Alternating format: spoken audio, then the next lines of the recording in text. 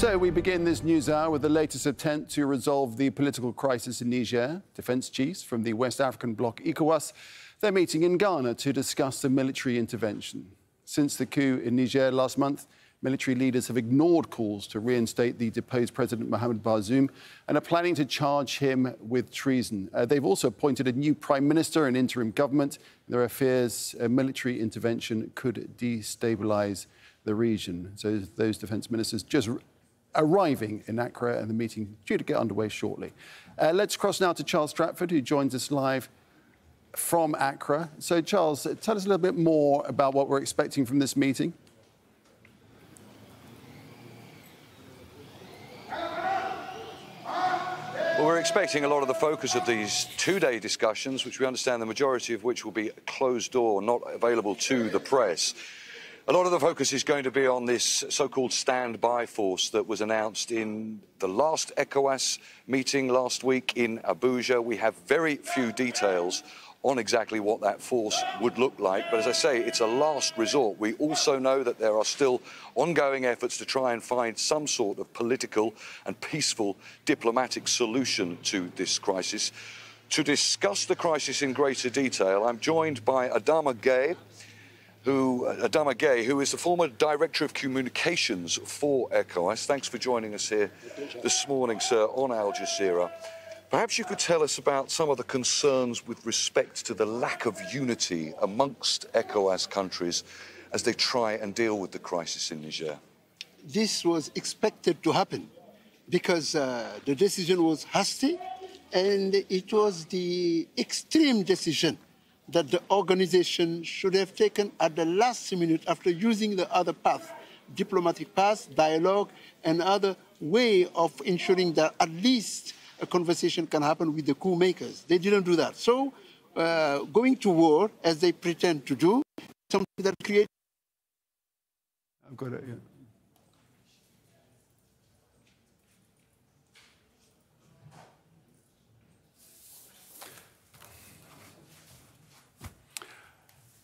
So we just lost our connection with Charles. Signal's a little bit sketchy, I have to say. Just to recap, we got the ECOWAS defence ministers meeting in Accra in Ghana to discuss possible military intervention. This meeting was scheduled for Saturday in Accra, but postponed as ECOWAS continued to negotiate with military government in Niamey. The heads of state of ECOWAS convened in the Nigerian capital Abuja last Thursday, and now we have this defence ministers meeting to see what is going to happen next.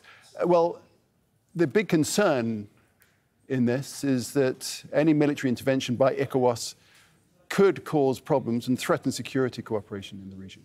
West African nations involved in a shared battle against armed groups linked to ISIL and Al-Qaeda, which operate, of course, in the Sahel. Charles Stratford sent this report from the Ghana-Burkina Faso border, where authorities say they're struggling to protect the area. There's an uneasy calm along this isolated border. People walk back and forth across an invisible line. Only widely spaced stone markers demarcate where Ghana and Burkina Faso meet. Village life seems normal on the surface, but people here are afraid because armed groups like ISIL and Al-Qaeda have killed and destroyed villages just a few kilometers away. There has been fighting on the other side of the hills. People from Burkina Faso fled into our village, then went to a refugee camp. We are very afraid that the fighting may come here. Villagers say border patrols pass by from time to time, but Ghana says it's struggling to find the resources to police this area. And events in the wider region could make things even worse.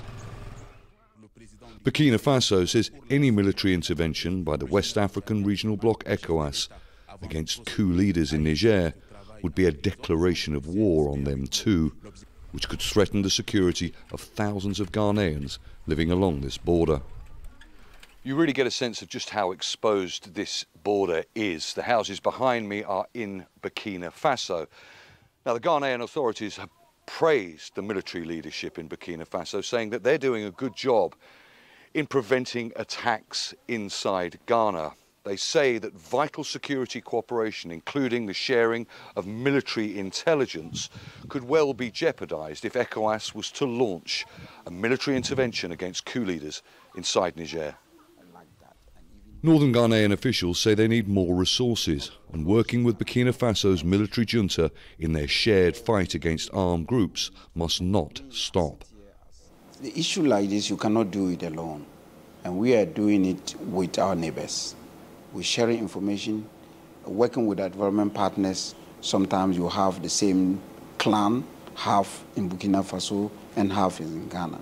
And therefore the chiefs are also helping us with some of these informations. The UN expressed concern over reports Ghana was forcibly deporting refugees who had fled the armed groups in Burkina Faso. But Ghana denies the claim, highlighting similar problems faced in countries like Iraq, where effective screening of people for being members of armed groups is a huge challenge. We receive them, we screen them, what is your name, where are you coming from? That is all what we can do. We cannot dig further to find out who the person is, and that is a great fear.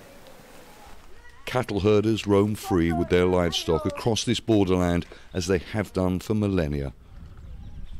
Rural life goes calmly on, but fear hangs heavy among people living at the foot of these hills. Charles Stratford, Al Jazeera, on the Ghana-Burkina Faso border.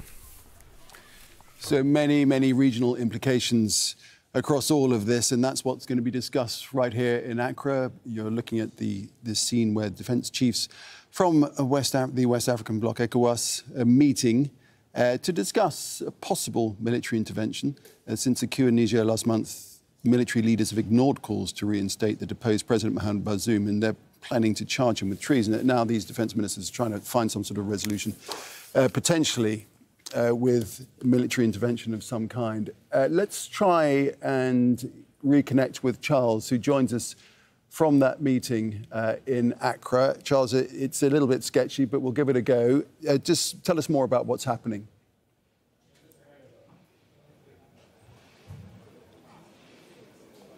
Well, yeah, I'd like to get a perspective here from our guest, Adama Gaye, who, as I say, was the former communications chief for ECOWAS.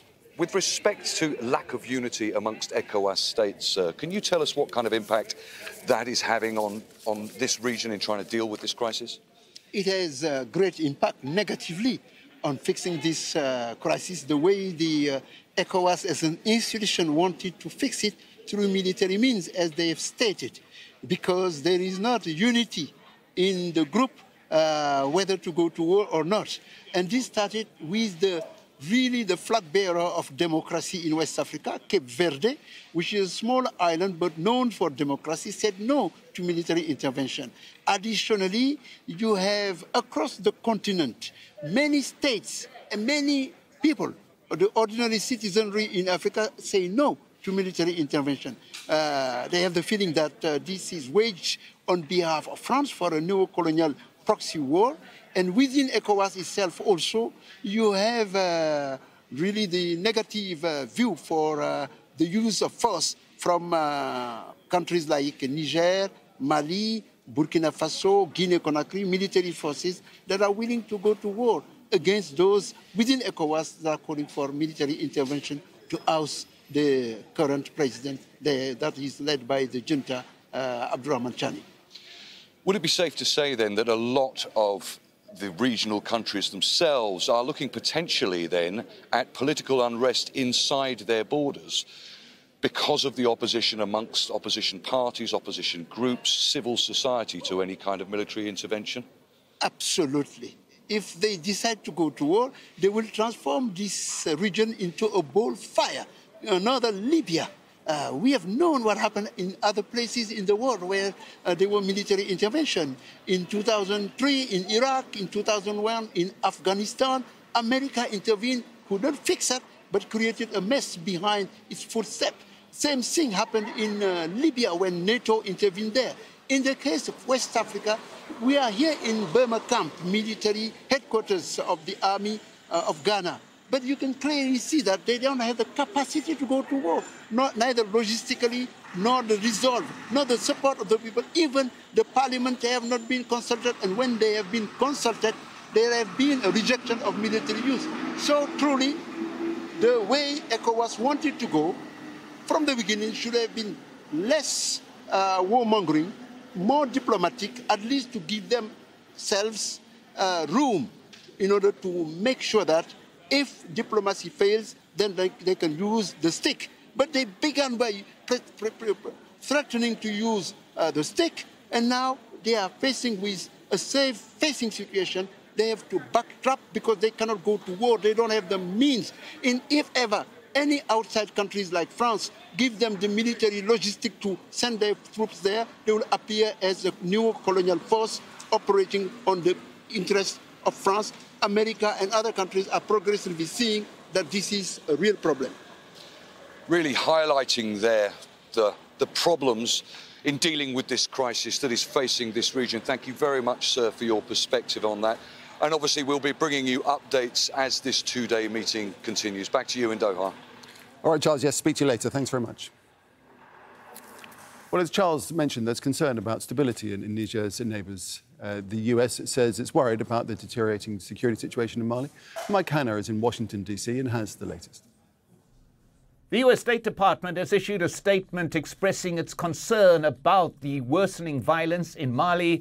It points in particular to the attacks on UN peacekeepers who are busy withdrawing from that country following an order by the military government. Now, that military government took over power in a coup a few years ago, and since then they've basically turned against former Western partners like France and the US and have moved towards Russian-backed groups like the Wagner groups. Only a month ago, the US State Department issued sanctions against some of the Mali government's members because of their links with that Wagner group. Now, to the US, already experiencing the fallout of a similar coup in Niger, having seen one in the neighboring Burkina Faso and, of course, neighboring Mali, there's great concern about any instability in that region, given that Niger was the US's last standing ally until that coup happened recently. So for the US, this is a major threat to national security, not least the loss of its strategic allies in the region,